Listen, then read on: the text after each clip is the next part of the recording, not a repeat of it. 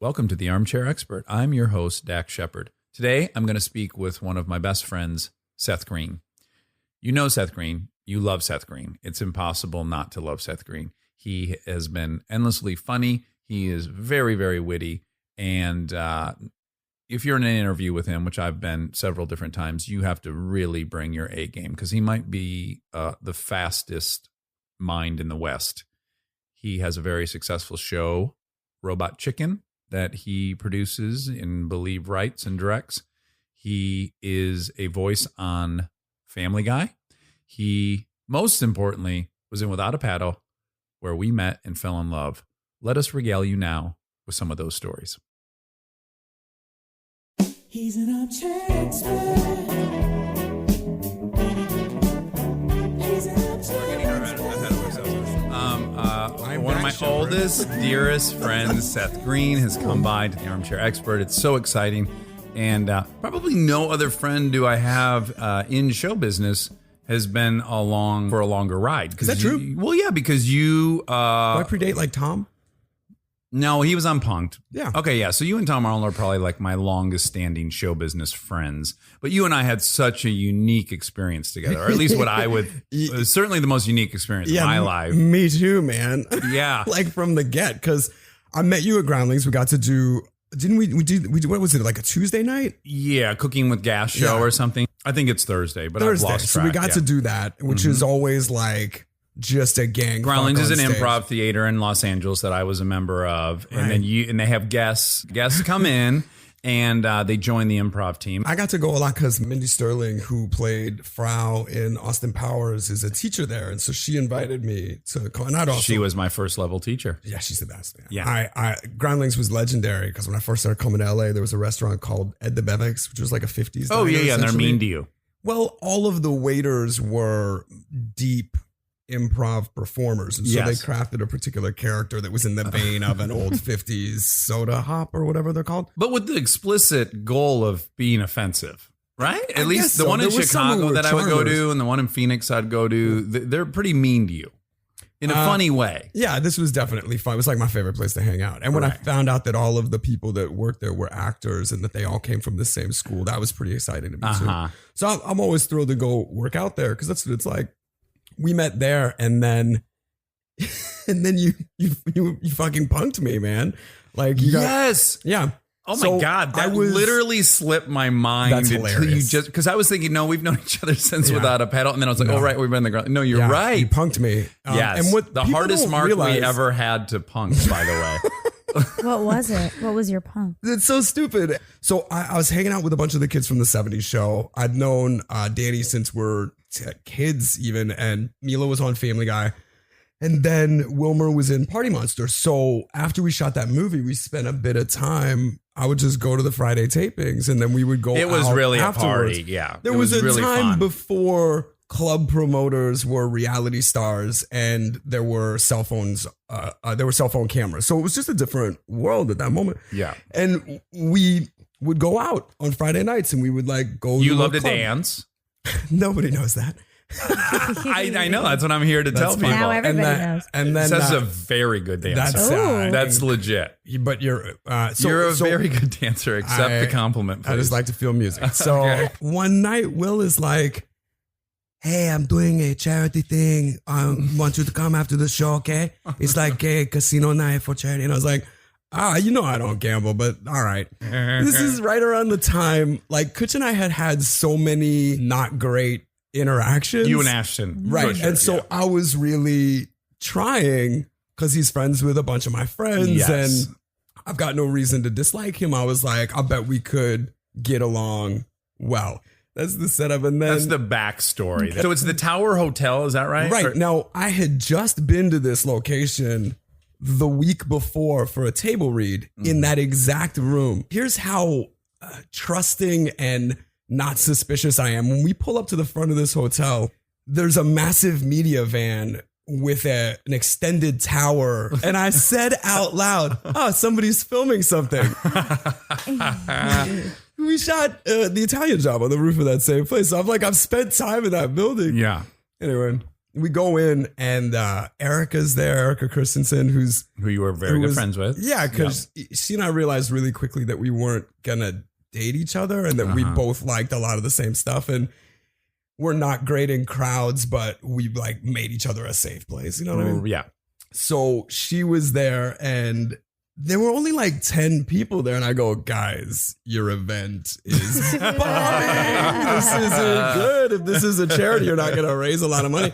It's very well lit, this area that the event's happening, because we have to film. So for exposure reasons, it's inordinately bright in there. Right. And Seth Well, you should say immediately... this. I noticed right away that the entire motif of the room had changed because suddenly there were floor to ceiling panel mirrors all over this room that were not there last week. And I go, this is weird. It's like they renovated this whole fucking room. And then he starts trying to get the mood right. I said, if this is a party, let's do the fucking music. Dim these lights, guys. This sucks. So right away, we can't have music because we're not going to be able to license that music. And also, we're not going to have any audio for the bit. So he's like he's so preoccupied with getting the lights down and getting the music I'm like, going. I can fix this, guys. He's This party. sabotaging any luck of us. Well, also, right when I continue. walked in, Danny handed me a drink and he said, well, let's at least drink. So I've got a stiff tequila drink in my hand and I'm already getting a little sassy with it. So I'm like, there should be a way for us to control this light. There's got to be switches somewhere. Bet you there's 35 minutes of footage of him walking around the room looking for the light switches. But I'm also following all of these cords that have been dutifully attached to the corners by of an the wall electrician in the that union. are folding into these brand new closet things. And I'm like, if we can get these closets open, I'll bet we can turn the lights on. Yeah, there's cameramen behind the mirrors, and he's staring directly into the mirrors, trying to figure out how to get the lights low. I feel so stupid after the fact. So the gambling starts, right? And then and you're not Everybody even else really is gambling. gambling. Are you? I don't play craps. That's like such a complicated game. For somebody that doesn't like to gamble. And then Kutch says, "Hey man, come play with me." And I'm like, "Oh man, I don't like gamble." I'm trying to like make headway with this guy. Yeah. So then he says, "Oh, I'll stake you." And I go, "I guess that means a thing. What does that mean?" And so then we get to the table. You can already see the implicit problem here, right? Is we're going to try to entrap him into gambling illegally and scare him. But he neither wants to gamble. He's he not wants the interested. music loud. He wants the to lights dance. down. I mean, he is quite literally the worst Mark we've had up to that point. Sorry. We're like, we don't have a bit. This guy's not going to gamble. Well, so he gets me on the table and agrees to stake me, whatever that means. And then we roll a couple of things and it goes bad right away. Like we lose right away. And his face drops and he goes pale. And the guy behind the counter says, that's $1,500. And Ashton looks at me like, "Oh, you're good for it, right?" And I go, "Oh, I thought you were staking me." And he goes, "Yeah, just until the end of the game." In that moment, I crunched a bunch of numbers. I was like, let me see how expensive keeping a relationship going with this guy Yeah, you were is. trying to put a price tag And I on thought the value of that I friendship. thought through all my monthlies, and at that point, I was fairly liquid without a lot of obligations. And I was like, yeah, I can cover it. So I go, but I am gonna stop playing. So I got off the table, and this guy had been there the whole night, Al. And I was like, I recognize this guy, but there were so many people in and out of that scene that you sort of recognized, and he was familiar enough. So I just thought, if he's here, he's got to be here on purpose. And then Al is like, "Hey man, can I talk to you for a minute outside?" And I was like, "Outside?"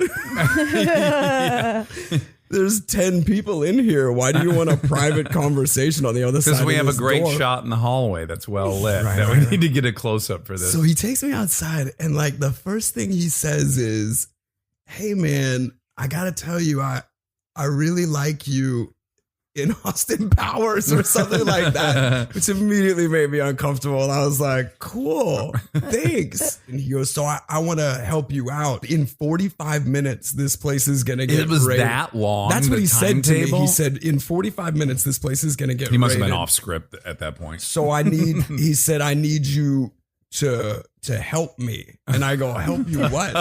And he's like, "Whose game is this?" And I said, I thought it was a charity game. And the truth is, I really could plead ignorant. I didn't know anything Yeah, about you anything. didn't understand. And what then he was on. started saying, I know these guys run an illegal game. I know they've been running a game in their dressing rooms. And I go, well, it sounds like you've got more detail than I do. And he said, we need Again, what a terrible mark, right? Just a sorry, dude. And he's like, so you got to help me. You should get out of here before Oh, that was the advice. before the place gets raided. And you believed all that. That's what I want to ask. Well, I'd had a bit to drink, Mm-hmm. and it also seemed entirely You likely. were in the whole 1500 to Kutcher. I didn't. There was a lot that, going on. That honestly wasn't even the. I know that sounds stupid. But that wasn't even the thought. I had this moment where I was like, okay, how do I get everybody out of here? How do you in warn 45 everybody? minutes? And so I went back to the tape. Oh, and he even said that. He was like, okay, so you get out of here. And we know whose game it is. We know which Ashton's game. And I said, I don't even know what. I thought this was a charity for kids or something.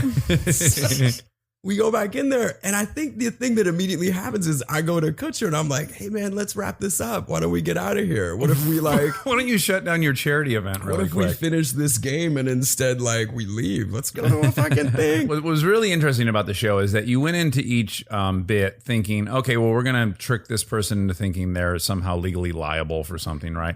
But at the same time, you're like, that may not work. So you're also trying to get a lot of other things cooking. So like the notion that Kutcher is trying to make you feel like you owe him $1,500, like, you're just throwing everything at the Right. wall. But now it's getting really messy. Like, what is this bit about him owing you $1,500, or now is it about this? Well, and it also was like the 6th or 7th thing you guys had ever done.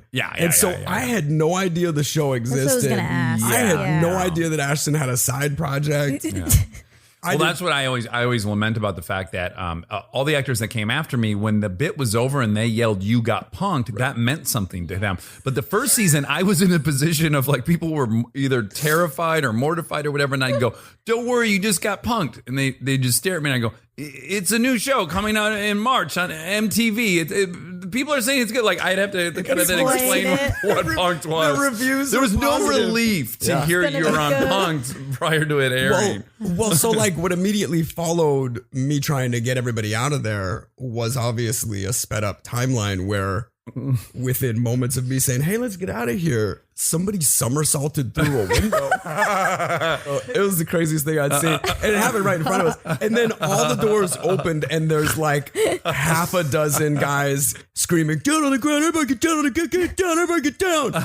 We're also walking a tightrope of we're not allowed to act like any official agency, right? So we can't say we're police, we can't say we're ATF, we can't say we're any. So you're hearing some bullshit, commission on gambling. That's what force we're with. And then we also are not allowed to legally. You can't ever let anyone feel like they're kidnapped or detained or can't leave. So you're also being very vague about your thing. It's like, please, if you're up for it, sit down gently on the floor in a comfortable, there's so many tightropes that That's we're so walking. funny knowing all the restraint that you guys had, because in my mind, again, I'm probably the only one in this room who's ever, not this room, but that room at the time, who'd been in handcuffs more than once. And I was like, all right, I know how this goes. So- Right. And that was the other thing in my head. I'm crunching, well, if nobody says anything in this room, even if we all get interrogated, they're not getting any information out of it. So this will all be a wash. And at worst, it's a long night, is what I'm thinking.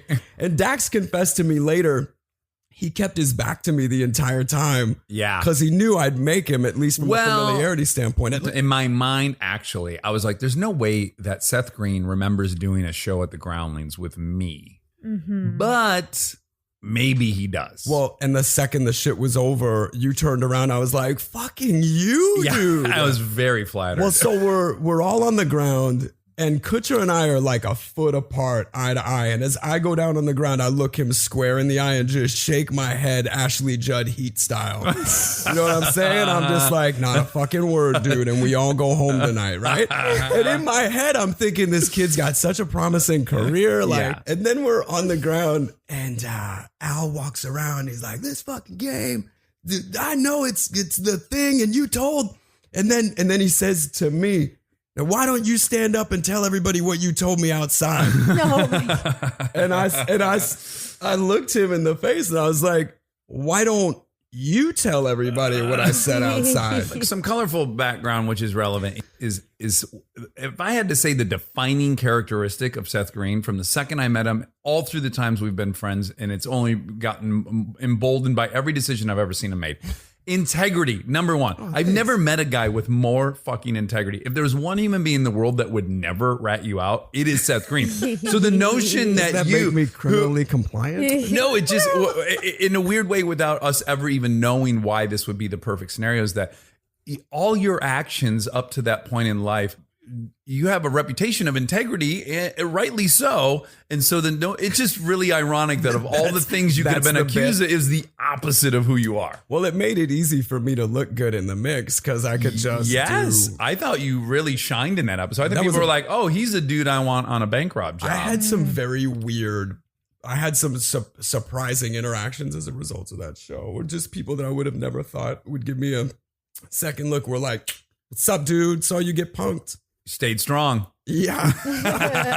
But so very shortly after we shot that episode with you, the show aired almost immediately after. Yeah. Based on the success of that show, I started taking meetings around town. Yeah. I have a meeting at Paramount, blah, blah, blah. They're making this movie without a paddle. I had just made Italian Job with the producer Donald Donald DeLine, and he told me they were developing this 3-hander, and did I want to do it? And by the time it got to casting these other guys, I had already done Scooby-Doo 2 and like known Matt Lillard for a long time and thought the world of him.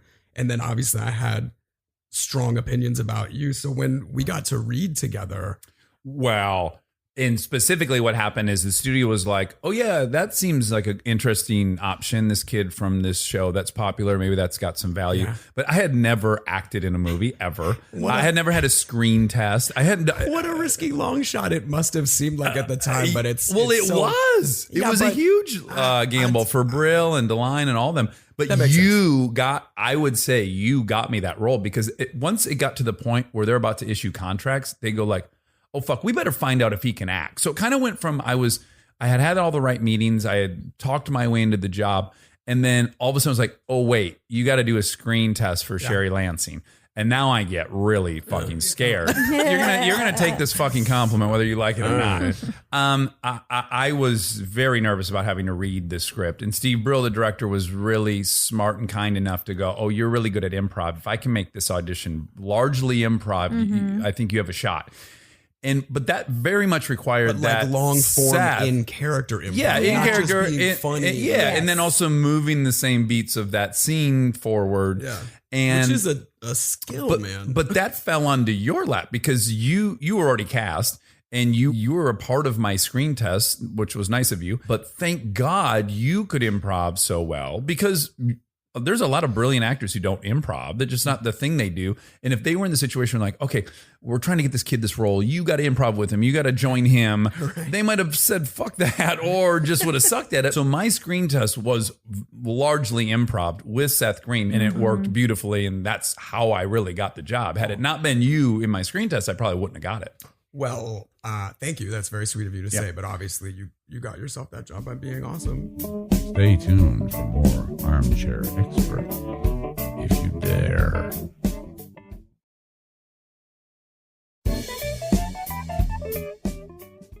I definitely got to have a fun audition with you. And I definitely said to both Brill and DeLine, me and Lillard and Dax in this movie is comedy in every scene. Yeah. It's a guarantee. Yeah. Because all three of us are actors in the same way.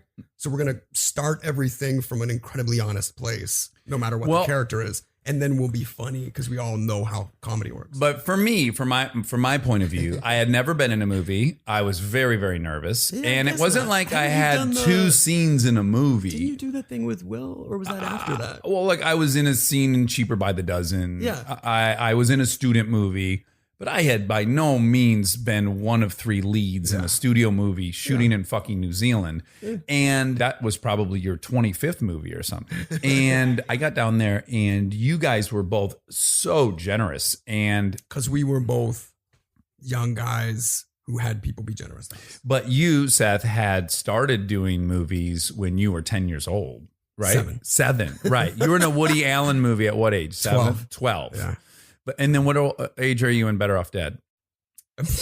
Better Off Dead. You're not in Better Off Dead. No. I'm thinking of the other one. John Cryer. No. Oh, where you're thinking Can't Buy Me Love. Can't Buy Me Love, which is my very favorite movie of that era. Yes, you're the little brother in. I am, yeah. I Buy Me Love. had just turned 14, maybe. I think I was just about 14. I think I turned 14 on that movie. Suffice to say, you had a lot. You had a couple decades of experience at that point, and Lillard had in a ton of movies as well. And it was it was the perfect two guys to end up in a movie with, because you guys are both pretty egoless. You're both really hard workers. You have all these qualities that I got so lucky. You guys were patient with me, and I was able to just learn. Really good at it. No, Max. It's not like we had to guide you. No, I have some rough scenes in there. What was cool is that Brill would invite us to watch dailies, right? So we would shoot all week, and then he would invite us to watch what we had filmed. We'd all sit there together and watch. And I remember being in scenes with you, Seth, originally the first scenes we shot, where I was like, wow, this guy's not doing anything. Like, he's not in my mind at that time, I think I was thinking, like, every scene in a movie, you're Jack Nicholson and A Few Good Men. Like, you should be screaming and flailing your arms about. Yeah. And I remember watching Seth and thinking, is he doing anything? And then going to dailies and going, oh, fuck. Wow, that's what that looks like when you put it on a screen. Yeah. And I really got to, like, in really rapid order, kind of figure out how that medium works just through watching you, through first thinking like, oh my God, he's not doing anything. And then going, holy shit, he's doing so much. It was just it was really great. I think that's all really valuable. Us all seeing what it is that we're making, understanding that it looks like a movie. Yeah. And the actors all being able to witness each other. And You remember one of my many reoccurring shortcomings as an actor at that point was, remember how often I looked into the lens? Do you remember we'd be watching dailies and it almost became like a drinking game, like, ooh. And unfortunately, it was in some of my best scenes, I'd actually be getting somewhere, like, and it Brill later told me they had to, like, set aside some digital budget to rotoscope my eyes out of the you lens. serious? Yeah, because like my best takes, I'm staring right in the lens. So when we watch dailies, it was like whack-a-mole, like, oh, there he is again. He's in the lens. that takes such practice, though. Oh, and I'm totally faking it. You know, I'm acting like I know what's going on, but I do not know what's going on. But you must have been good, because if you were staring down the lens and you weren't good, you would have been fired. I don't know that I could have been fired. We were in so deep because they trained us for a month. Deep, yeah. We were in New Zealand. It would have been. They would have just told Brill, "You got to make this work." Yeah. And in fact, maybe they told Brill, "You got to make this work." I don't know. No, they were so happy with the dailies, and then we tested so high. But Yeah. I will never forget. This is such a good lesson in just perception. Are you going to talk about the first time we saw it? First time. I tell this story all the time. Well, I think I just told it last week. So collectively, we thought we're making Diner in the Woods. Right, we're making the big chill. Yeah, the big chill. And you've got That's an even better You've example. got these three actors who all are working really hard to give an incredibly honest story, tell a really honest story about friendship, about like life and death and love and decisions, and being scared. And then Yeah. Dax and I go to a test screening. And how do you even explain it? The whole movie as a whole plays so much sillier and more broad and silly. Well, I would say the defining thing we both came to recognize is, oh, this was made for 12-year-olds.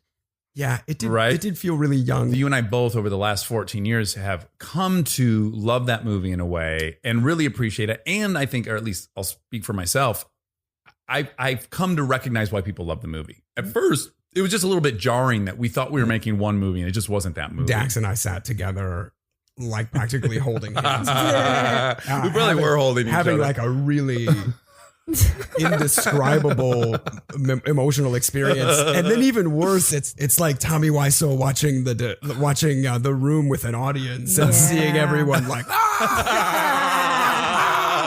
and you're just like, I poured my heart into this. They're watching me just kill myself. Oh, there was on lines that they camera. laughed at that I did not think were jokes. Like, sincere moments. But the best thing is watching that movie through other people's eyes and realizing how many people love it, and then coming to appreciate what it is that we've made and how much fun it is. There is no movie we could have seen that would have lived up to the life experience we had making it. So we go to New Zealand. Yeah. So we have We Olympic. overturned in fives. Like that was just for fun. Yeah. Jaeger's going to throw you right in this class 5, eh? Yeah, we had these Olympic gold medal rowers teaching us how to navigate rapids in a canoe. And there's 3 of us in a boat, and poor Seth's just stuck in the middle. So if Lillard and I get it wrong, which we did regularly, we're going over in these class 5 rapids. I quickly learned how to keep my camera above my head when we dumped. You get in this bubble when you're doing a movie where it's like you weirdly feel like you're in a pretend world, even though you're physically on a river that is a class 5. Something in your brain goes, oh, this is for a movie. This is like Disneyland. Mm-hmm. You're not thinking at all about the risks. We're jumping off of protected. high waterfalls and shit. But the craziest thing that happened was we, about 5 times in a row, we had to jump in at the top of this class 4 or 5 rapid. I don't know. It was fucking gigantic. And we had to jump off these rocks, and they were going to film us floating through the rapids, right? And we did this 3 times. I forgot. And they had all these search and rescue people. And on one of the times, Seth Green disappears. Well, let me explain. There's a swirling eddy at the base of this fucking whirlpool. cliff, right? Yeah. You have to jump past it. Oh my Because god. it'll pull you in, and that's exactly what happened. And the fucked up thing about it was I immediately was like, oh, I can get myself out. And I started trying to climb this apparently razor sharp, slippery rock. And so I immediately like, and just tear my fucking hands apart. Prior to that, they said, if you get sucked under, just go with it. It'll spit you out. And Seth is very calm under fire as a person in general, as you saw on Punked. Thank When people were goodness. fucking somersaulting through the window, he stays calm. So you didn't panic. He disappeared for like count of 10. Yeah. And he did not pop up until a quarter mile down the river. Yeah. Wow. And people on jet skis are now racing to him. That was a lot of fun. But that's not even the moment where we realized how dangerous it was, because they finally got enough shots of us, and then they pull us out, and then they set the stuntmen in, and they're going to go over in the canoe.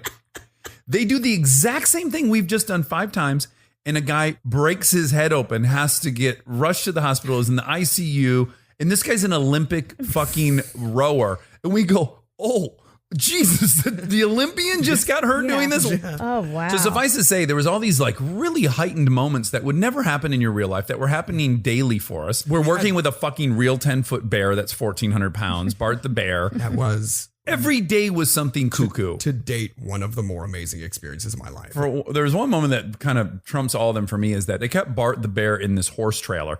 And they'd keep him in there until it was time for him to work. Mind you, he is not nocturnal, but all of it is a night shoot. So he's grumpy as fuck, and they're feeding him a huge saucepan of coffee. Do you remember that? I forgot about They had the huge long saucepan. They're feeding him coffee and donuts.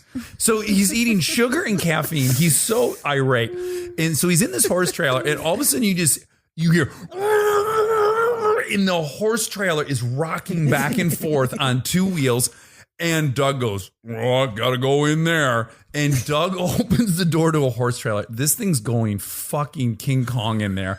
And he goes in there, and you hear him screaming, no, Bart, no, Bart. And the fucking trailer smashing around and everything. And he's now pinned Doug under him. And then you hear, good boy, Bart. And then the trailer's completely calm. And That What a was job. amazing, man. it was so amazing. It was. The life experience was so profound making this movie. And the 3 of us got so close. We rented a house together and we lived together. And it just was, it was the best experience of my life, I think.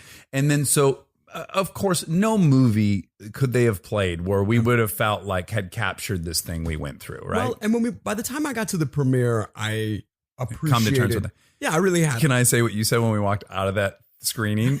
Well, Dax and I, like before the credits went down, I was like, let's smoke outside right this second. And we walked outside on the Warner Brothers lot, and we like turned the corner and just put our arms around each other and just sort of laughed. You go, call the police because there's gonna be a bomb at the box office. Do you that's remember true. that? You know, I honestly got dressed down about that after the fact. Oh, you And did? Just How? just sort of reminded about the way that word of mouth can kill something. Oh, both yeah, positive yeah. or negative, and that if you're a part of something, especially if something stands a chance of being successful, even for comedy's sake, there's no point in naysaying it. Oh, well, fuck. I've learned so much since then. Yeah, right. And also now I've been behind the curtain in a lot of different capacities on a movie, and I recognize all that stuff. But certainly at that time, Yeah. That's not what I was thinking. I was just thinking. Me neither. Where is the big chill? Where's the big chill? We thought we had the big chill. I don't understand. They really focused on the fart joke. Press tour that they sent us on was to this day the most epic promotional tour I've ever been on. My folder says 5 weeks on the road, and it's all the pictures from each of the cities. Lillard was savvy because Lillard had just come off. Well, you were savvy too, but Lillard in particular was savvy about this kind of stuff because he had just come off of the Scooby-Doo movies that were super successful. And he basically said, they at one point said, we'd now like to add to the schedule every night that you're in a town, you have to go to a baseball game and throw out a first pitch or go to the football game, whatever the sporting event was we had to do. And Lillard said, okay, we're willing to do that if you give us a private jet for the whole thing. Yeah. So now I'm 29 or 8 and I'm with you two idiots and we have our own jet. Yeah. And we're flying all over the country. Every That day was we're in a insane. new city. It's like we're in the Rolling Stones all of a sudden. And I was single at the time, so we had crazy, like, what if somebody got on the plane? Well, you and I both remember we fell in love with 2 journalists in Toronto. Well, love, I think, is fine, but we were definitely In that moment. in that moment. Yeah, we were definitely trying to take people with. Although it's really inconsiderate to assume that someone is going to leave their city or country on your plane. And then I remember we kept offering, no, we'll pay your flight back or a bus or whatever. And then no one. Do you remember the No first one thing picked I it up. did leaving Van Nuys Airport? The very first flight, I think we flew to Dallas first. And I was like, 2 things, guys. I've never smoked on an airplane. I've never rode shirtless. So I took my shirt off and lit up a cigarette. And then we flew to Dallas. Was that one of the times we got them to 0G? I do believe that. It's Yes. the fucking greatest thing ever. So most Which you pilots- talked the person into. Yeah, because Yeah, most that's of the- these pilots, especially for private, they're former military and they've got some Air Force experience and stuff. And so they'll climb to, like 30 or 40,000, 50 feet, go into a parabola Ooh. where they steep nosedive for, 7 or 8 Like the seconds. vomit comet that they film all those. Exactly like that, Yeah. which I have ridden on, by the way. Right. Yeah, you since got way into NASA and that's probably when you did the I vom- did. Well, vomit comet. that's that old conversation of like, how famous am I? Can I call Kennedy Space Center and go check out That all would their be stuff? a great reality show for us to do. How famous am I? And then we just cold call like the president of Paraguay and see if we can be guests of his at a dinner or something. That's how I wound up on Sesame Street. When we were filming Without a Paddle, I called my publicist and I was like, am I famous enough to do Sesame Street? But we're on this press tour, and not unlike Without a Paddle, where I had remained sober up until the last few weeks. I had been sober through this whole press tour, which was very hard because we're just landing in cities. You're on private jets. We're on a private jet, but at night you're at a hotel and they're paying the bill. So, everyone's drinking. It's a great time to drink. And I'm just watching these guys get to drink and have a blast for a few of the weeks. And then something happened. Our plane broke in Toronto. We had already been there one night. Oh my God, I forgot about that. And we were staying at the Four Seasons. They always put you up in the nicest place. And so we had gone to the airport and had waited for a few hours. And then it was determined this plane's not going to fly you guys out of here. So we're flying in a new plane for you. And which is so funny. They felt so apologetic about it. I don't know why. Yeah. That they're like, we're so sorry, guys. But you're going back into the city tonight, which meant we had no work responsibilities. And we got you guys very nice rooms. Well, these very nice rooms were literally 2,000 square foot rooms. insane. When we got into our rooms, we were on the top floor. We were like running into the hallway to say to each other, what does your room look like? This fucking room. And the room had a legitimate full bar in it. Not like little... Mini bar. Not a mini bar. Full fifths of shit, right? And when I opened my door and I saw that bar, I went, I'm not going to be able to make it. This is too much. I think your exact words were, we're going to have a relapse tonight. Yes, that is exactly what I said. I saw you like on the escalator coming down to to have dinner, and I was like, "We're gonna have a relapse tonight." You knew a dude somehow in the city that could get you pot, and you were gonna have some pot Yeah, because it delivered, was right? Canada. Right. And I said, "Oh, so you got a guy?" I'm like, "Since I'm relapsing, does he have ecstasy?" And you're like, "Oh, I'll find Sure. out." Yeah. This was some steep enabling on your part because, like, I said, I don't know if I'm going to eat any ecstasy. And then we're both at the urinal and you come behind my back, put your arm around my neck and pop the tab in my mouth. You were just complaining. And then you just, Peer you lean pressure. into my ear. You're like, just swallow it. Something like that. And I was like, all right, I'll go with you here. This is a safe place. We don't have to leave until like 10 in the morning. One funny element about this is I do all this ecstasy, I get hammered. I've been sober at that point for maybe 2.5 months. And then I say to my publicist, I I'm going to have a hard time going to sleep tonight. And he's like, oh, I have Ambien. So he gives me a few Ambien, which up to that point, I had never done Ambien. I did Ambien for the first time when we were making Without a Paddle because I had I have such intense insomnia since I was like 15 years old. And and the whole time I was making that movie, I didn't smoke. You didn't smoke weed, No, I didn't smoke anything because we were it was so active. I was like, I'm going to need. And also, I don't like to smoke when I'm working. Yeah. I like that surgical clarity with respect to performing. Mm-hmm. But you drank a lot, which you don't normally drink a lot. No, but you drank every night in New Zealand. It was insane that I started drinking because I don't. And you were drinking like vodka. You went straight to being like a real drinksman. It's true. Yeah. It's true. I was very impressed by your tolerance. I have a shocking alcoholic tolerance. It's a little and probably all substance tolerance. Probably. Do you think? Yeah. You have a good constitution for that. My metabolism is I've got the standing heart rate of a hummingbird. So. That's right. So we get annihilated. I do a bunch of now Ambien on top of everything else I've done, and I wake up in the morning, and we are now late for the jet. And my publicist, who would normally have probably called my room, he's MIA. So I now go to his room. Do you remember this, Jason? Yeah. I knock on Jason's door. I'm like, Jason, we gotta go. We gotta go to the airport. And I hear as he's walking across the room, I hear all this metal clanging into itself. Right? I hear like plates are dropping. I'm like, what the fuck is going on in there? He opens the door, and I am not exaggerating. He has at least 10 of those food carts that you order from room service because he was on Ambien, and he kept reordering his thing because it was taking like an hour. And then they would tell him, sir, you've already ordered. I don't care. I'll take this. And then so just waves of food showed up, and he was he didn't eat any of it. He was asleep by the time all these things arrived. And then his room was just standing room only with room cart. And then we get on a plane, and I have, a ton of shame, and I'm feeling bad. No, oh my God, do you remember that was one thing is they would often offer to let us sit in the jump seat while they landed, which was my cool. favorite thing ever, yeah. And Seth was recommending, you should go do this. September 11th, you could ride in the jump seat in any cockpit just by asking. And so I asked all the fucking time because riding in the cockpit of a plane, both during takeoff, landing, or in travel, is an incredibly unique experience. It is. And I tried to get in the jump seat with my shirt still off, and they actually said, could you put your shirt on? I remember that. Anyways, long story short, we on the plane ride to New York from Toronto. My publicist then gives me a Xanax, and now all of a sudden I feel good again. And then I end up getting Coke by the time I land.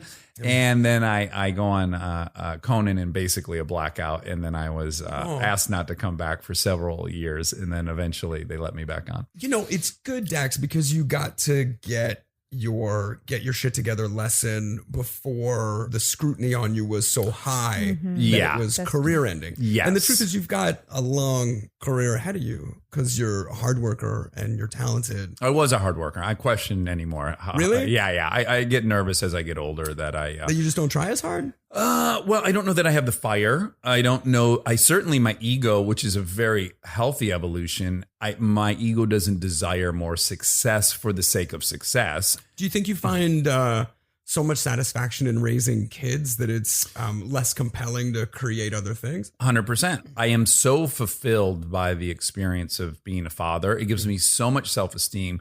And I used to search for that self-esteem in my career. For maybe the first time in my life, I have pretty solid self-esteem, and it's weird what that does to your motivation in ways. So I don't think I'm done, but I do think I'm going to have to now find my way back into being productive and motivated through a pure motivation, like for the joy of the process. Which I had a taste of that. Chips for me, the year I was making the movie, it was a fucking 10 from beginning to end. It was like being on drugs without being on drugs. So the process does appeal to me in a big way, but the notion of being like applauded or celebrated or successful, that has subsided, thank God. Yeah, I think your voice is unique, and I know you as a writer creator, so I always look forward to your expressions in that category. Yeah, there'll be more. I just think I'll have to adjust exactly where I'm doing that. We did that movie. It was really successful. By those standards of that day. It was like a $19 million movie that made 8 weeks in the top 5. Yeah. It just wouldn't go anywhere. Yeah. And then it was hugely successful on DVD and stuff. It was you took that opportunity. You also had just done Italian Job, which was $100 million movie. You know, you had just been in Austin Powers movies. Like you were doing very, very well. And you took your cultural capital at that moment and you chose to start Robot Chicken. Not on purpose. I wasn't trying to do anything. Well, that's what's really fucking cool about it, though, is that from my perspective back then, I remember thinking, oh, wow, Seth kind of has the keys of the kingdom. And you could have gotten yourself into any audition. You were just in a really great spot as an actor. And then you dedicated a ton of your focus, time, and attention to this thing, Robot Chicken, which, again, at the time, it was like, what is Cartoon Network? What is Adult Swim? What are all these things? But you had this super altruistic passion for it from my perspective. You weren't evaluating whether it was monetizable or was a commodity or was going to be propelling your career, anything. You just focused on something you fucking love, which was stop motion. And I remember kind of thinking, God, is he going to miss this great opportunity? And I have been so delighted to see that I was dead wrong and that thing has turned out to be a very sustained long-term career thing you've done. It ultimately has been profitable for you.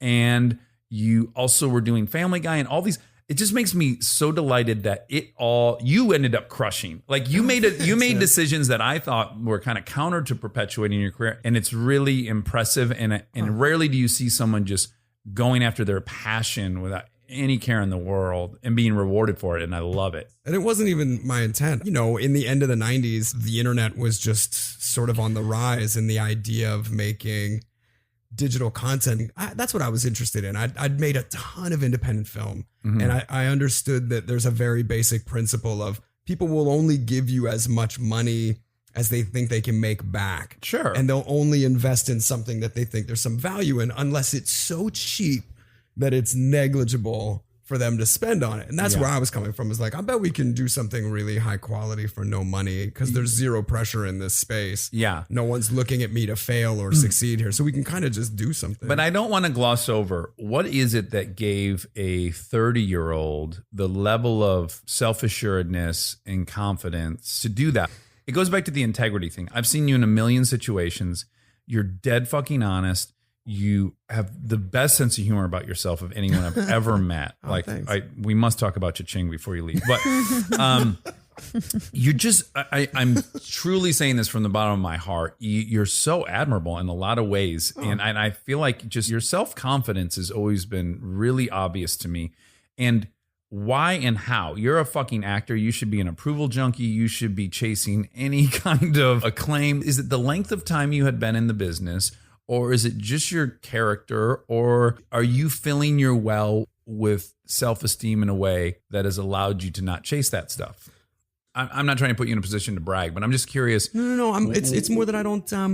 It's not like any kind of confidence. It's just there's a certainty in some places. Like I've seen all kinds of people in all kinds of situations, and you think and plus I probably did a lot of drugs when I was young and got outside of self and had those, microcosmic experiences of connecting with the universe on a granular level to realize like everybody's the same. Everybody feels insecurity. Everyone, because I've traveled around the world, and everybody from the most desperate poverty to the wealthiest of opportunity, everybody has the same basic core needs. They just have a different way of getting and expressing it. So that makes me more confident that my place is just my place, and I don't need to try and be in somebody else's place, nor concern myself with their judgment of me, because most of these interactions are momentary, right? And then with respect to my work, I have seen over and over again the difference between a good audition and a bad audition, right? And when someone is confident and certain,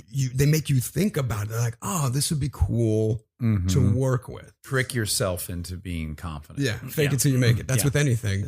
Well, Monica and I both were just listening to a podcast where the guy said it is far easier to act your way into changing your thinking than it is to think your way into changing your actions. I thought that was pretty profound. Yeah, work from the outside in. Yeah, like this dude, he's was he LA Times? I'm sorry, a New Yorker journalist, whatever the fuck. He lived biblically for like 3 years.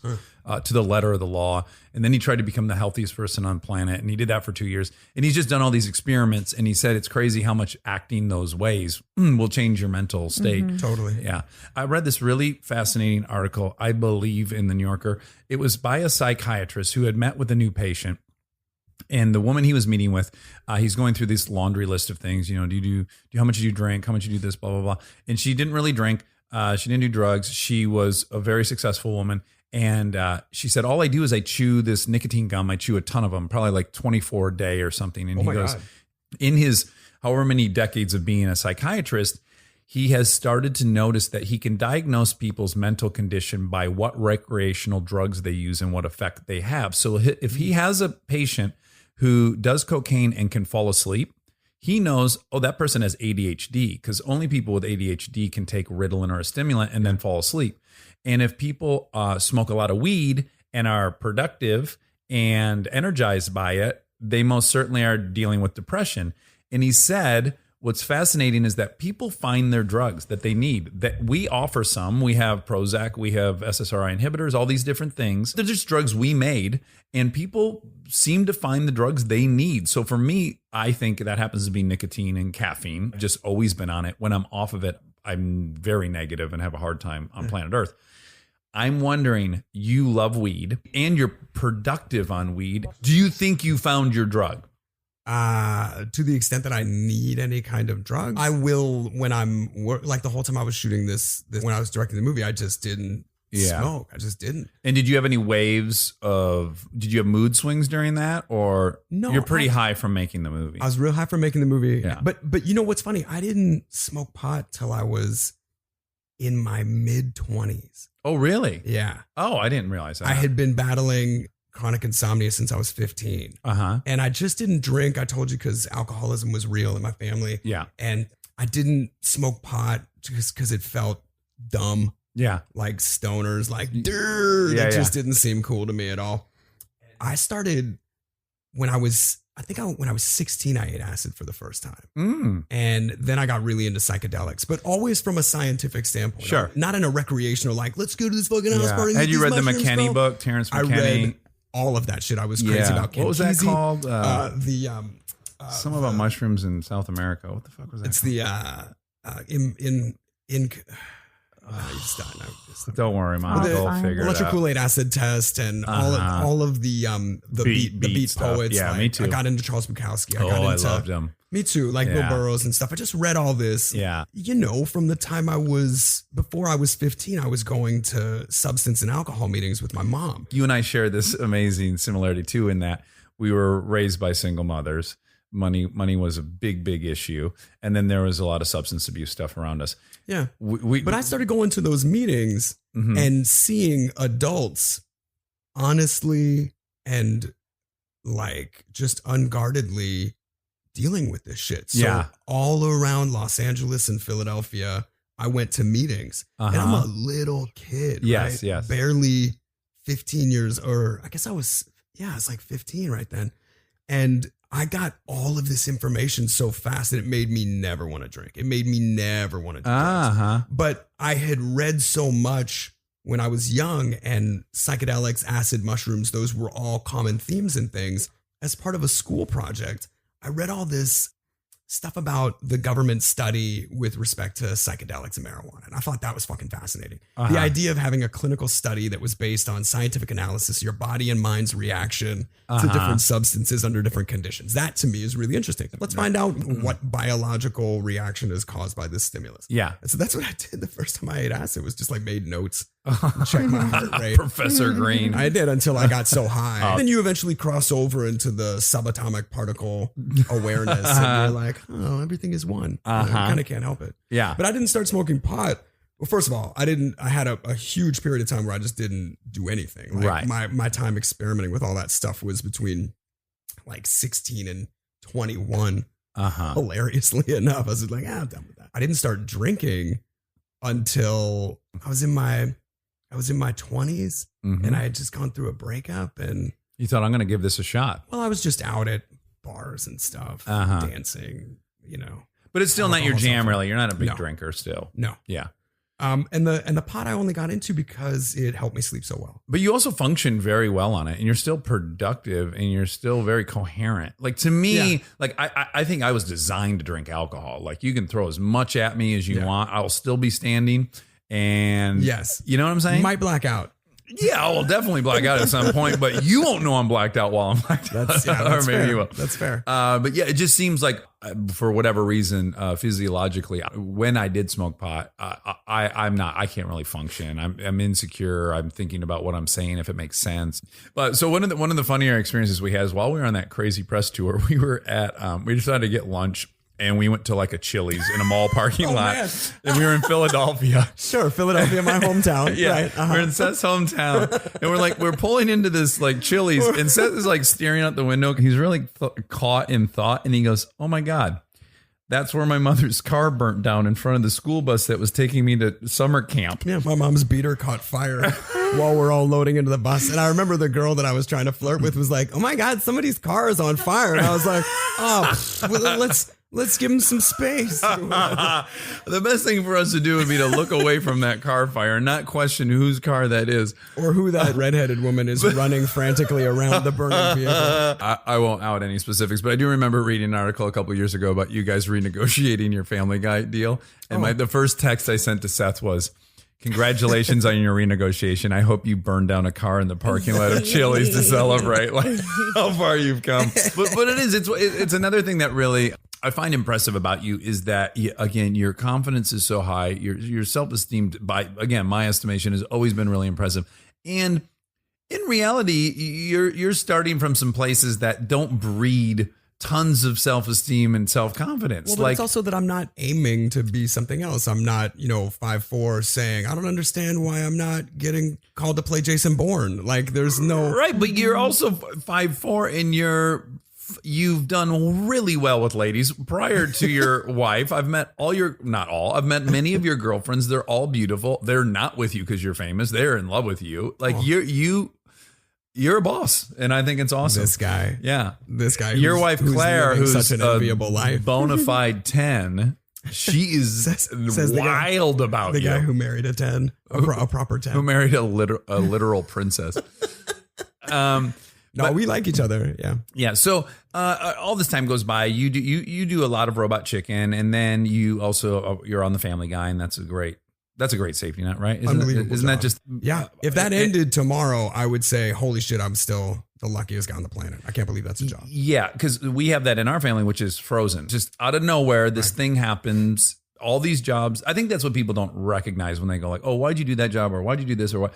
People don't recognize that all these jobs are the same for all of us. You go there, you try your very hardest, you believe while you're doing it. It's the best thing you've ever done. This is the thing, yeah. And then it bears no relation to what the end result is or product. It's just you hit the lottery or you don't, kind of. And so Frozen's just this. She did a voice and blah blah blah, and then we see it, and then all of a sudden it's like, holy shit, you're in this thing. This is crazy. This thing too, yeah. And so, what year are you guys in Family Guy?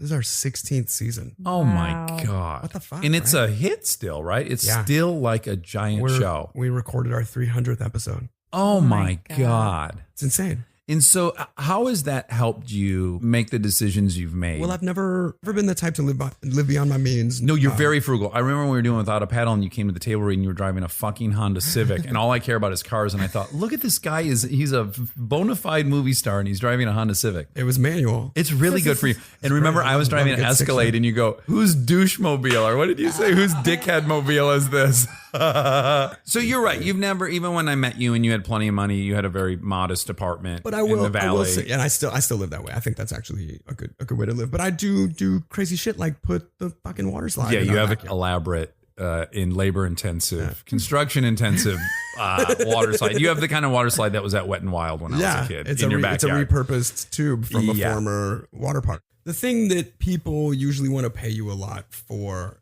is not necessarily the thing that you always want to do. For sure. And then if you make decisions based on the stuff that you really love, when people see it, they can feel that. And that's usually the most attractive version of what you're offering. Yeah. I think the audience can tell when you're there because you need this thing to exist.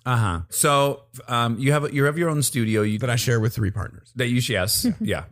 And then how did you just directed a movie this last summer in Thailand, correct? Yeah. How did you get that over the finish line? How did Yeah, it's such a fucking. I mean, you've been through the same hurdles. So I took a trip in 2009 with my friend Dan Ferguson and had such a romantic cinematic experience in Thailand that I wrote a movie about it essentially. And it was all based As we're saying, on, Dan is one of the main segment producers for Conan, who Yes. you've been friends with for 20 years now, and you guys have been on about 12 honeymoons together. We've been You've been to Dan and I Africa traveled around the world together. Yeah, You it's guys amazing. are, It took me like 8 years to get the movie made. is the okay, answer. you were trying that long. A lot of things just came up in the way of me ever getting that script written. Yeah. Seasons of Robot, a special I was directing, a feature that I was doing, pursuing some other directing gig. And then that show I did for Fox Dads.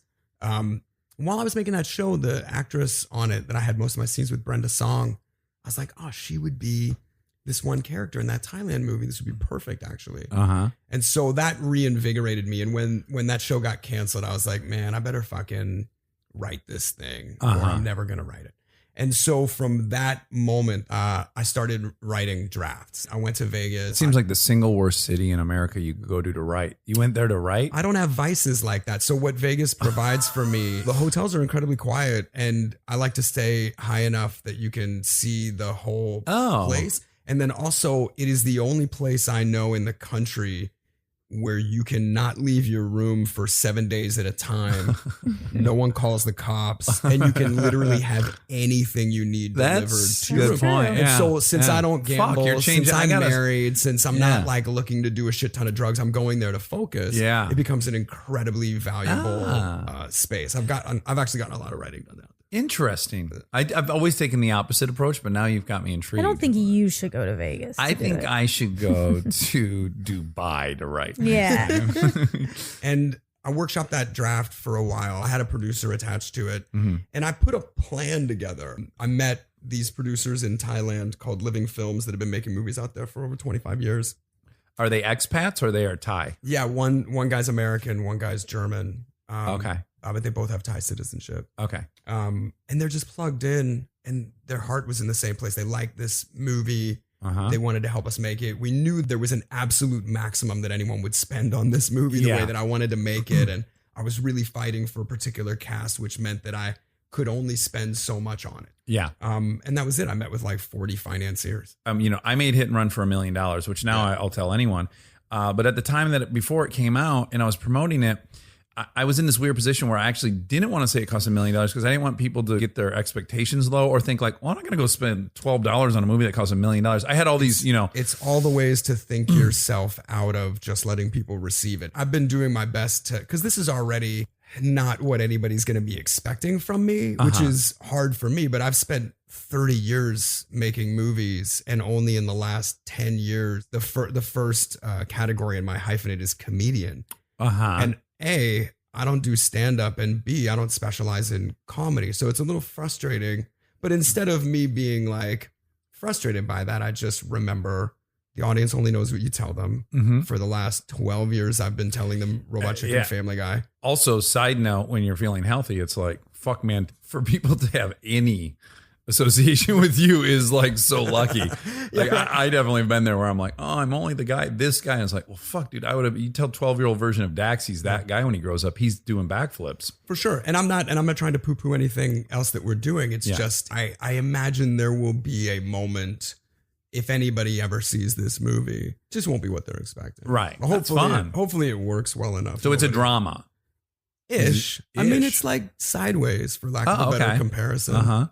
It's a guy who has prepaid a second honeymoon to Thailand for his failing marriage. And on the eve of surprising his wife, discovers she's been having a year-long affair. And so instead of confronting her, he scoops his old best friend to take the trip and figure out what to do. Yeah. I love that. What things did you take very quickly to, and what things were really hard about directing the feature for you? You're starring in it, right? Yeah, all of this movie, me being able to guarantee the price point, the schedule, the result was all me hedging my bets with people I knew I could guarantee. So Yeah. I cast people that I was certain about. I tried to stack the deck in my favor in every way. I think acting in something that I'm directing, I guess I just didn't realize how much I do as an actor between cut and action. Mm-hmm. Because we'd call cut and I would be adjusting everyone and everything. And then we'd call action and I hadn't, Done any I just was thought of your own. I just Yeah. was not rooted correctly. And so I made a point of not calling action so that I could give myself that like rolling moment of settling. Yeah. But I found that challenging for sure. I had my DP who I gave very specific warnings to about what to look for in me or what to be aware of. Like bad habits? Yeah. Yeah. Just stuff like my eyebrow. Okay. My eyebrows will like. You do too much brow fill. acting? Yeah. You just want to. Bracting. The more still you can be, the better. So I never have had this on a movie that I've made. I think because I've written those things and I really knew them so inside and out. But Parenthood, which I directed that show and I didn't write that show. And as an actor, my job was harder on that show than it was in anything I've written because I'm interpreting someone else's language. So there was a moment where I had done something as an actor in a scene in Parenthood and it was the episode I was directing and it sucked. Like, we did it and then I watched it and the camera shot I had designed wasn't working with this thing, right? That's the only time I've had this where I got super self-conscious, like on set. I'm both struggling as an actor in the scene and now I'm also struggling as the director to figure out how to fix what is clearly a poorly designed shot. And now people are well, maybe you should this and maybe you should that. And that was very spirally. Like, I'm like, I need to step over there, get my shit, find my confidence and come back. I need to first make the decision about the acting and then I'll make the decision about the directing. But that was one little spiral I had where I got super self-conscious. Yeah. I had the benefit, making Robot Chicken for so long and producing on the scope of shows that we have under the studio banner. I've gotten to be in the position several times of having a room full of experts that we've hired on purpose start to all offer solutions to any given problem. And I came to realize because I watched so many directors either do it right or do it wrong, that you need one voice. Yeah. Everyone will follow. Yeah. All any of these people want is to do the right thing. Yeah. They are there because they're good at a particular thing. And if you give them a task, they will execute it. But you have to maintain your vision. Yeah. You have to be ready in that moment to say, all right, guys, this is what we're doing. It's making sure that like you're doing all the due diligence. So you're not making that choice out of ego. I said to everybody when we started this movie, look, guys, I want the best solution, even if it's not my idea. Like I want at all times the best idea for us to be able to accomplish this goal. The goal is always make our days, stay on time, stay on budget. Everybody enjoys themselves. Nobody gets hurt. Yeah. It's not impossible. I've made over 40 movies. Yeah. It's entirely possible to make a movie and have a good time. Yeah, absolutely. Well, I made a similar speech to my people, which was, I've done this a couple times where it's like, hey, this may be awesome. It may fucking suck. It may be a hit. It may tank.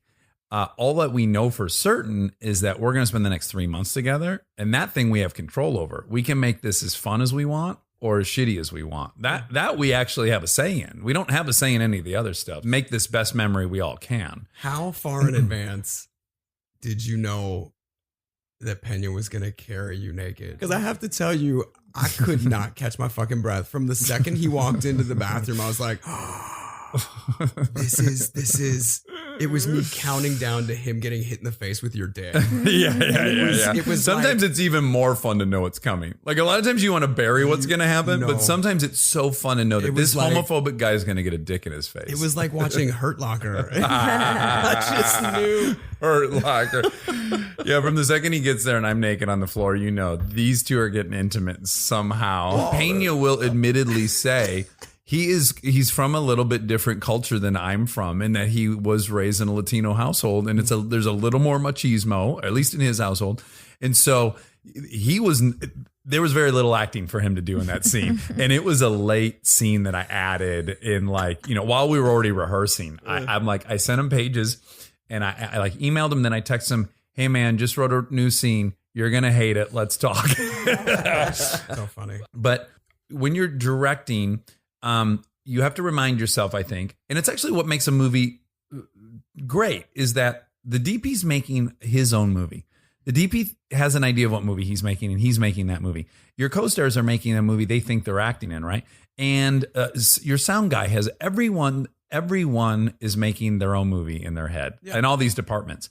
And it is imperative that you should be collaborative. Everyone should feel like they're included. But ultimately, the biggest problem that many movies suffer from, right, is tone. So one scene's like this, one scene is broadly comedic, and the next scene is like it's all the way over here. And that's Seth Green's job. That's the director, yeah. That every scene, even if it swings in theme, it has to be your tone. Whatever your tone is, to know your tone and to execute your tone, it's really required for a movie to be cohesive. Wouldn't you agree? I do. And to your point earlier, it's much easier if it's something that I've written, because I know all of the details of it enough to make on the fly decisions about what does or does not have to be there. Yeah. And there were moments where they're like, oh my God, we're going to get rained out. We're not going to get this thing. And we'd have to say, okay, well, let's pick up this thing tomorrow that looks like this from across here. We can shoot this for that, and that'll still give me enough cinematic geography to get us from here to here. Yeah. Just like knowing what you need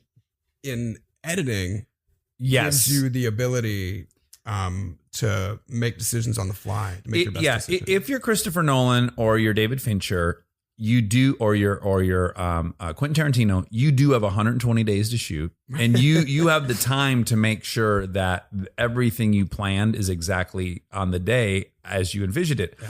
But for almost everyone else, you make a plan, you get there, you realize, holy shit, no one realized the sun is over here in the sky at this time. We can't shoot in that direction anymore. Fuck, I need to improv. And to me, that is the absolute joy of the job, is that it doesn't matter how well you shot list your movie or pre-plan and shot list with your DP, you're going to get there. There's going to be 11 things that go wrong throughout the day. And it is basically like going to work and sitting down with a crossword puzzle. It's just all day long solving micro problems, isn't it? I shot 13 days on boats. Yeah. That alone, who has control over what the conditions of the ocean on that day? And you feel like you executed the movie you had in your head. You've now finished it. You've edited it. You've tested it, and you've now submitted it to film festivals. Yeah. What's the name of the movie? Changeland. Yeah. Okay. Which was really only meant to be a placeholder, but then it just became the title. You are happy with it? I am. I mean, for better or for worse, it's what I set out to make. Yeah, that's a huge win. There's all kinds of concessions that I made and things that look different, but there are whole sequences in the movie that look exactly the way I dreamed them, which is kind of insane. It's almost uncomfortable to show it to anybody because it's not something that I can separate myself from. It's all very personal, even though it's not about anything that is personal to me. Yeah. And did it make you want to do that as much as you possibly can now, to direct?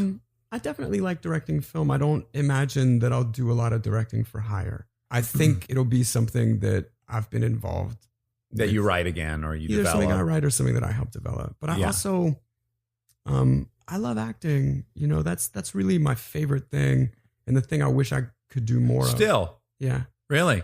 Yeah, and that's what's funny is the more I meet like friends of mine I've had for a long time, most of them have sort of gotten less and less interested in acting and more interested in other things in their lives. Yeah. Most of the kids that I knew that were actors are far more interested in either directing or running their lifestyle brands. When their lifestyle brands. Yeah. It's still my favorite thing and still the thing that makes me feel the most like myself. Like I've said that a couple times that I've never felt more like myself than between action and cut. Yeah. Like that's really when everything makes sense for me. Well, I would imagine too, if you go back to your childhood and there was a lot of uncertainty, and I think like me, you had very little say over your environment as a kid, right? Yeah. And then, ultimately, it doesn't matter if you're 4 years old. When they yell action, you are in charge. Like it's up to you to make all those decisions, and you pretty much are in full control. That's funny. In those moments, I right? really thought about it from that perspective. It is a really wonderful moment of total control. that's interesting. I kind of feel like there's so many things out of my control when I'm performing. Just me. I'm the only thing that I have control over in that moment. But that's also kind of the alchemy of it, is you get to make something real with somebody else. That's really my favorite. I think I'm just good at playing pretend. I had a lot of fantasies about what this career would be if I succeeded at it. And I had told myself, how money would make me feel. I told myself how approval from strangers would make me feel. Those things fell dramatically short of my fantasy. Yeah. The thing I never even thought about, which is ultimately the single best part of this job, is that I'm in most part surrounded by other people who left their town to come pursue this thing with their whole heart.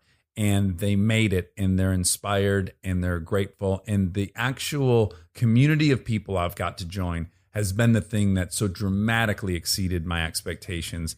And you are certainly at the total height of that list for me. Oh, thanks, you man. have just always just brought me so much pleasure. It was so fun to work with you. It's like the highlight of my Me too, acting buddy. career. I tell And people all the time, because we got to hear BR talk about falling in love with Sally Fields. Burt And that's- Reynolds, yeah. That's what he said was, just watching that movie, people just saw us falling in love on film. And I Uh-huh. always thought about that with Without a Paddle. Whenever someone is like, I like that movie, I said, well, you just watch the three of us falling head over heels for each other. Absolutely. That's what that movie That is. we were viscerally in love with Our each love other. story, It was yeah. contagious, I think, if you were in the audience. So fun. But to that point, you were someone that I have deep gratitude for having met, and you are the highlight of this job for me, Oh, buddy. and all of our many wonderful friends we share in common. Well, Dax, you know how much I love you. I think I've Yes. always been one of your biggest fans. I think we've kissed before, right? We're We've drunk in New definitely had Zealand. like a mouth kiss. Yeah, Never a tongue absolutely. kiss. No, yet.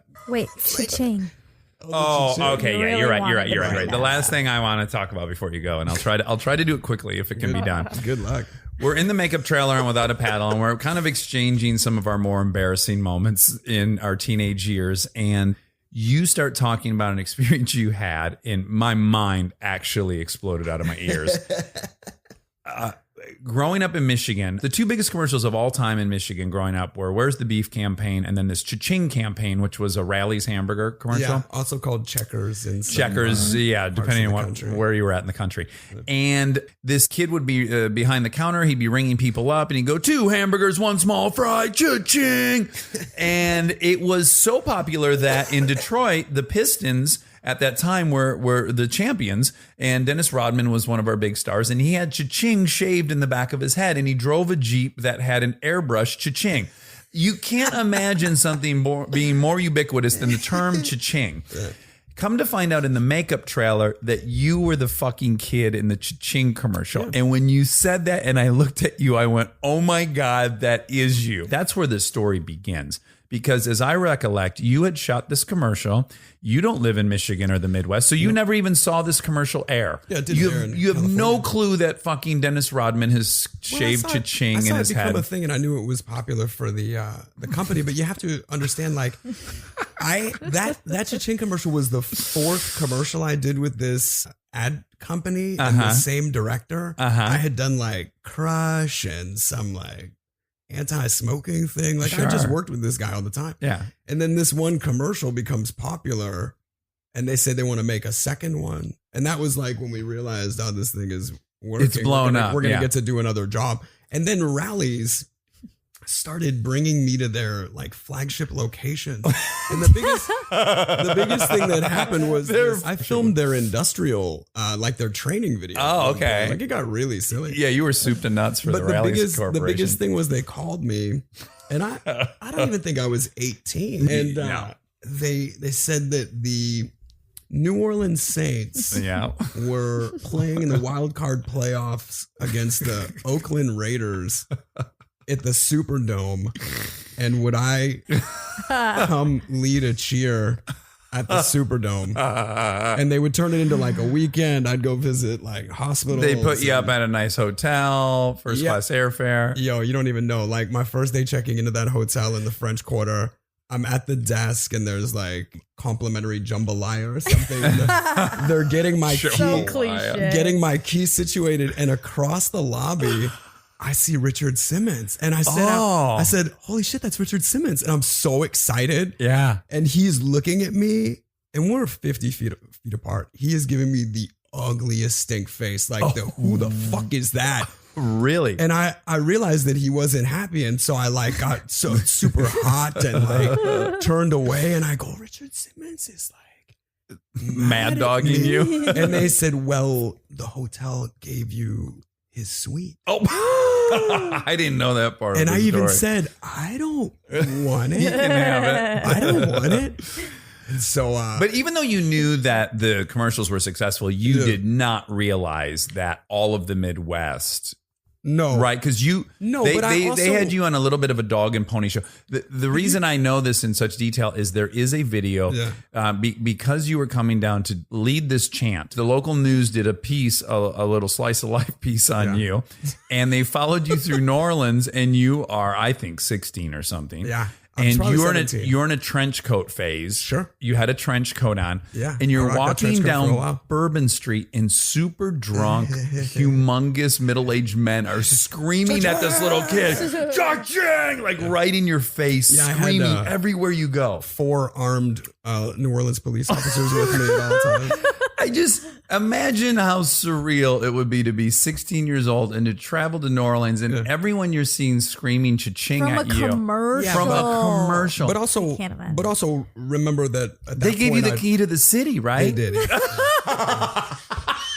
But they did. But Dax, at that point, you know, I was a series regular on an ABC show. That's the best part is that the news decided it was a much better story that you were a nobody. They say struggling actor Seth Green. Yeah, but and I you were had this on a amazing, sitcom at the I had time. this amazing anonymity as a result of it because the Cha-Ching thing was so uniquely popular. Yeah. It didn't have any place in normal reality, so it was entirely separate. Like my career as Seth Green, the actor, was entirely separate from the myth of the Cha-Ching guy. Yes. And I got to speak this, like I got to, because I was so aware of the falseness of this, like the insane key adulation. and- Like yeah. none of that was real. That was all like this momentary pop sensation. Yeah. That wasn't even my legacy. That was just this thing. No one would even connect that to me. They didn't. People were like, you think you're going to give this acting thing a try? And I was like, buddy, I shot a movie with Woody Allen.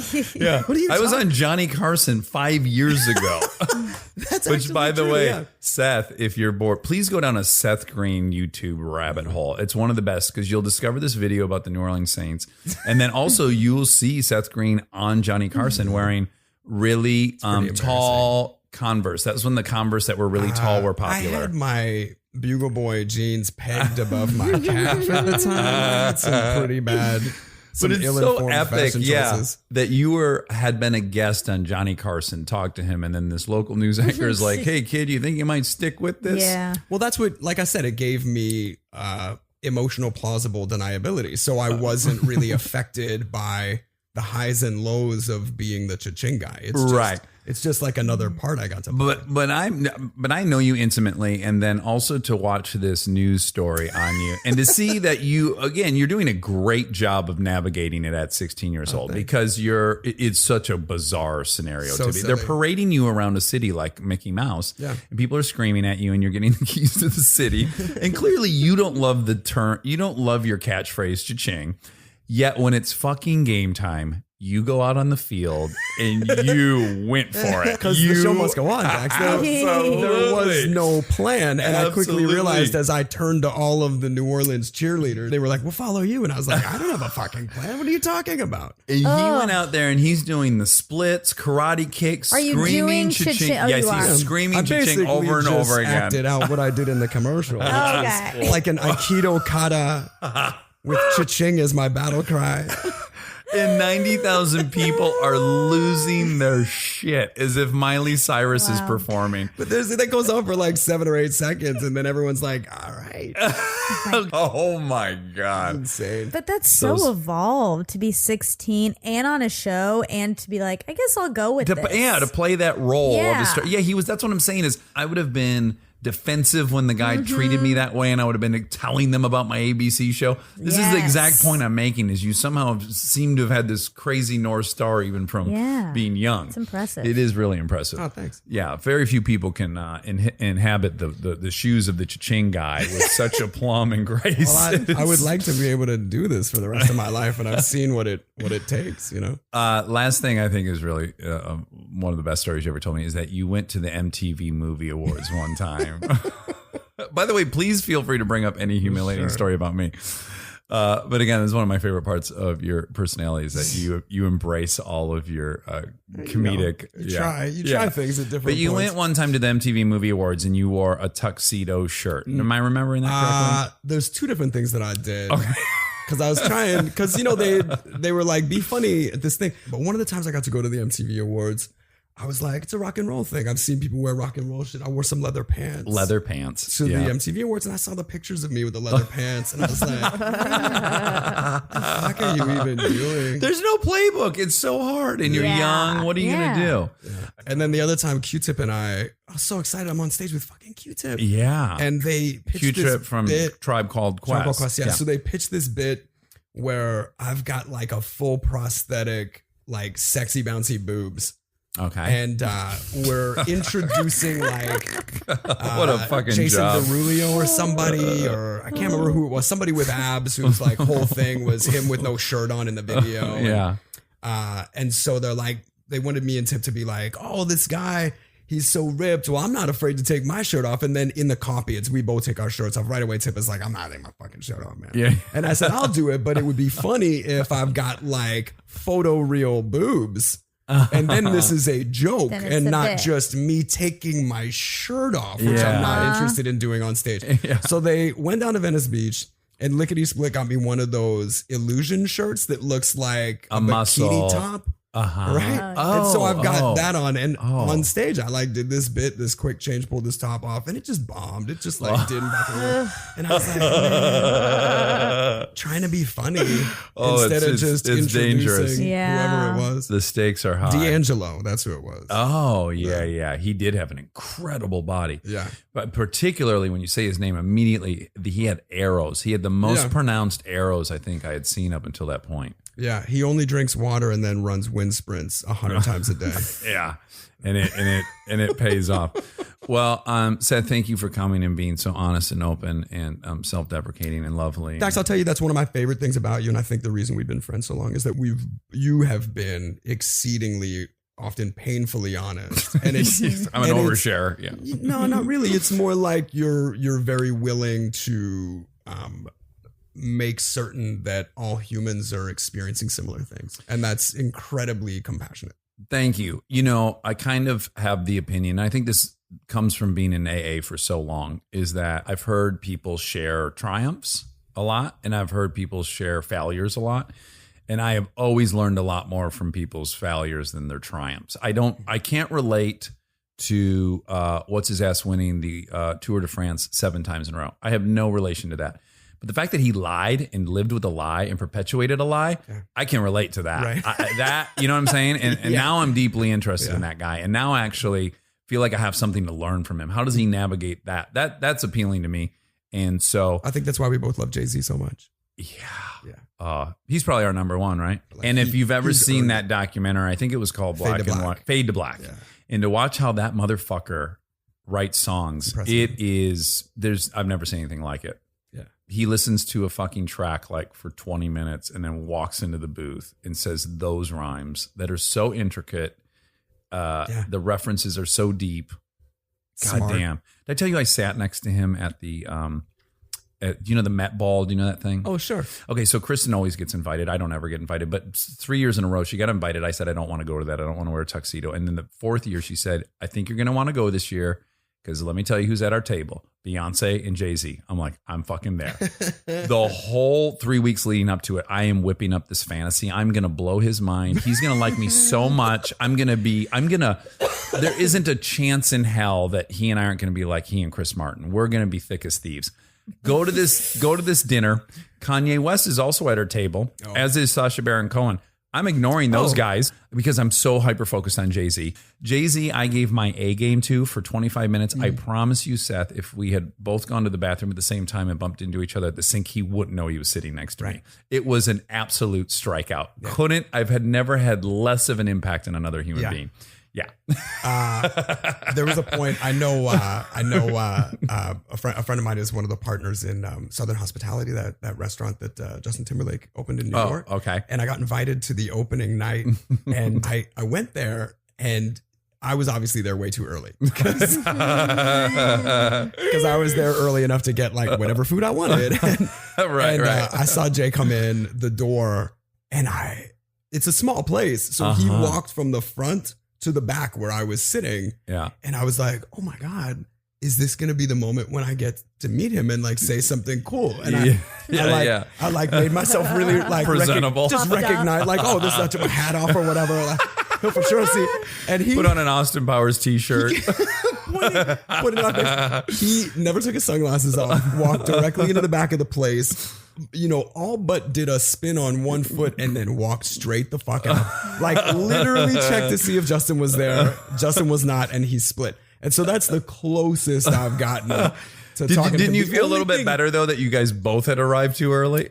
You go like, oh, that's not too bad. That's when the cool kids get the difference between us was he left and never came back. And you stayed until they for like closed. 2 hours. I was like, oh, Justin, hey, congratulations, man. The only in that I have is that Beyonce was in the third Austin Powers. And so right. I spent like 5 weeks with her. And she is incredibly approachable and super lovely and nice. And she actually was talking to me a bunch. Legit one of the most talented people I've ever met. Oh my God. Like, a fucking so tornado undeniably. on stage. Yeah. It's incredible. I got to say, my favorite performance I've ever seen on TV was when she was on American Idol, an episode, and she sang 1+1. And I fucking had goosebumps from the second it started. And I was like, the power of this human being is immeasurable. It's crazy what she can do. That's it. That's always an interesting thing.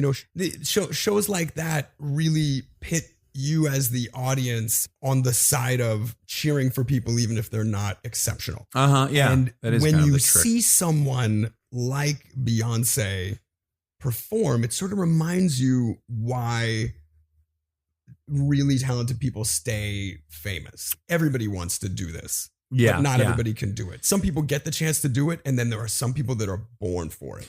And again, I got to wrap this up because you and I could probably do this for 9 hours, but I haven't. You just reminded me, you and I witnessed a moment like this in real life. While we were promoting Without a Paddle, they sent us to Las Vegas for this thing called Show West, where they invite all the guys who own movie theaters. And then there's about 3,000 people in this room, and you sit up on this stage. There's all these tables, and everyone that's in a Paramount movie that year is there. So Seth, Matt, and I are on this stage with Jim Carrey. Matt wasn't there. It was you, me, and Bert. Oh, you're right. Right. Yeah. But Jim Carrey's there. Meryl Streep's there. It was Sky Commander. It was Sky Captain, Manchurian Candidate, Mean Girls. Tina Fey's up there. The entire cast We're of all of these definitely the least significant people on this stage, right? We also got to be silly. We're there with a legit luminary. Yes, we're there with Burt Reynolds, which was great. And we kind of set him up lovely. So we did okay. But in general, I will say the audience, it was probably day 5 of this Show West thing. So they were done, right? It was one of the worst audiences I've ever addressed. You said Angelina Jolie was going to be here. So they were not laughing at a fucking thing, right? And people are making jokes and no one's really landing anything. And Jim Carrey starts talking and he makes about 10 jokes that fall completely flat. And Seth and I are both like, oh, wow, it's not just us. Look, this is an impossible room. And then he stands up on the table, turns around, bends between his legs, starts screaming in the microphone, "You will love me. You will." And he basically summons the fucking lightning from the sky and said, "Fuck you guys. I am more powerful than you." And he got 3,000 people to do a 180 and they were cheering and screaming and laughing. And we were both like, wow, oh my God, Zeus just came into the room. Yeah. This guy has more human power than most humans ever to live. Yeah. It was really something to witness, wasn't it? Yeah. And it wasn't even particularly funny. It was like the Robin Williams thing where it's just like he said, fuck that. You're joining my train right now. That's that. And it worked. Yeah, it come was with me. Crazy. You can't resist me. Yeah. No, I got more power. Yeah. Yeah, it was pretty awesome. That was awesome. Yeah. I love you. I love you back. Thank you, Seth. Okay. Come back again. Okay. All right. I'll We see- got I'll more see you this stories. weekend or something. I think we only got about like 5% of our stories out. Your kids are old enough to go down the slide by themselves. Oh, yeah. For sure. All right. Bye. Bye. Stay tuned if you'd like to hear my good friend and producer Monica Padman point out the many errors in the podcast you just heard. Hi. Welcome to the Seth Green fact check follow-up with my lovely friend Monica Padman. Hi. How'd it go? Pretty good. There was not that much. Yeah. It Mm-hmm. was mostly personal stuff, right? Yeah, I got a little nervous there wasn't going to be any, Sure. but there's always some. There's always something. Yeah. In Seth's punked story, you guys are talking about when you punked him, Ashton kept saying he was going to stake Seth. Uh-huh. And he didn't know what that meant. Oh, uh-huh. And I found out. I mean, I think it's kind of obvious, but I'll go ahead and say I spoke to a professional poker player. You about this. did? Mm-hmm. You cold called one or you happen to be friends I with one? happen to be friends with one. Oh, that's a he's- weird secret you've been keeping.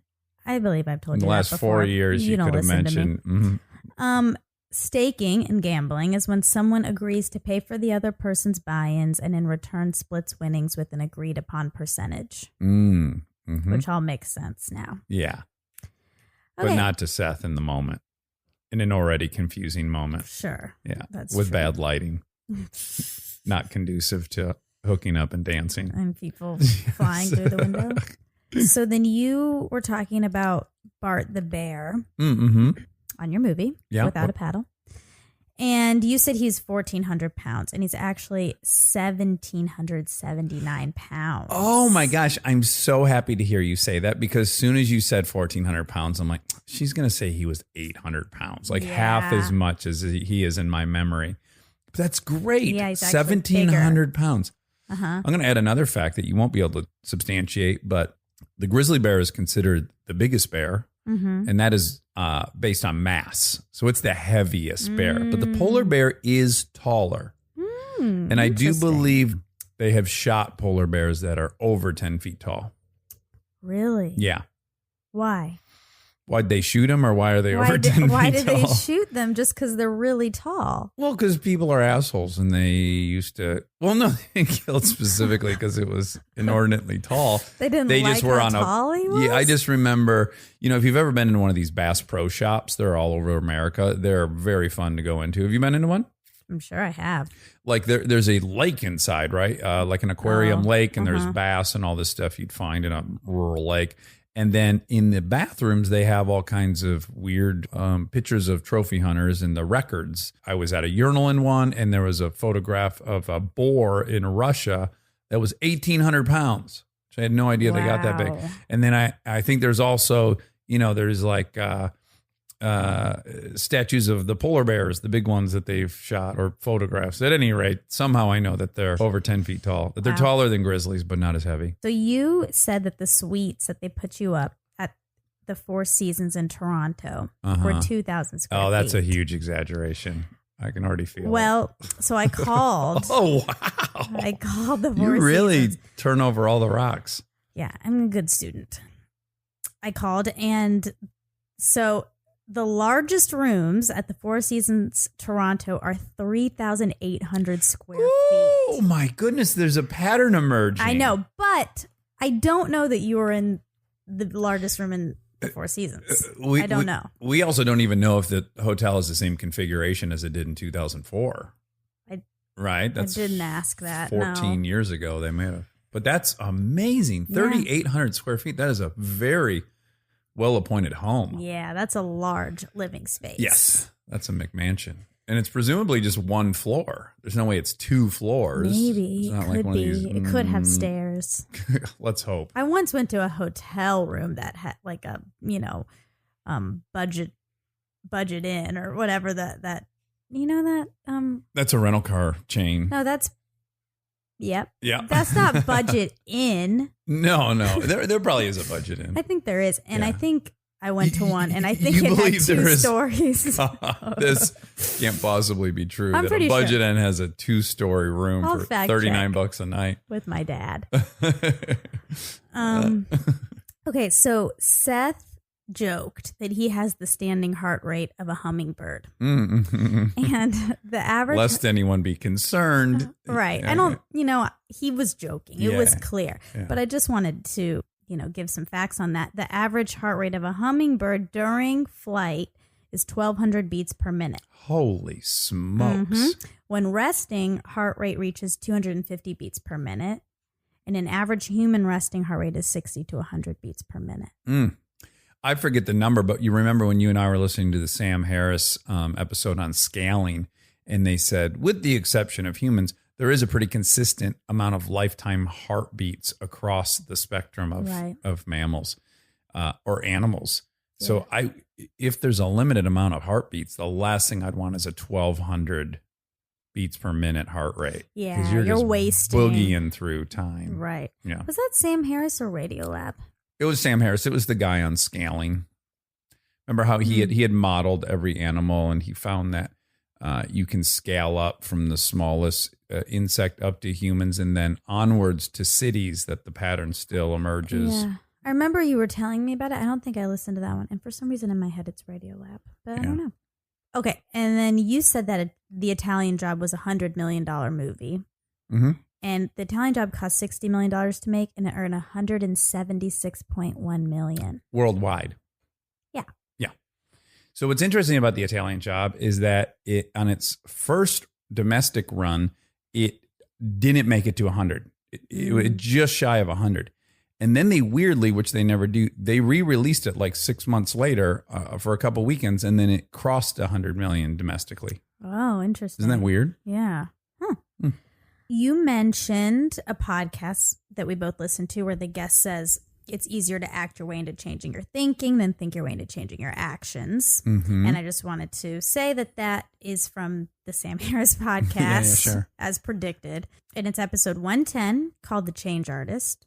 The guest on that episode is AJ Jacobs. And you said a lot of stuff about him that was kind of wrong. Sure. Kind of right, kind of wrong. Uh-huh. He's a writer and I journalist. don't know why I agree to do this. It's such a... It's good. You need to. Yeah. Especially the way I talk. Fix Very yourself. irresponsible. He's the author of several New York Times bestsellers, editor at large for Esquire magazine, Mm-hmm. and he contributes to NPR and has written for the New York Times, Washington Post, and other journals. And so when he lived biblically, which he did, it was for a year. Oh, just a year. I think I said 2 years. You said 3.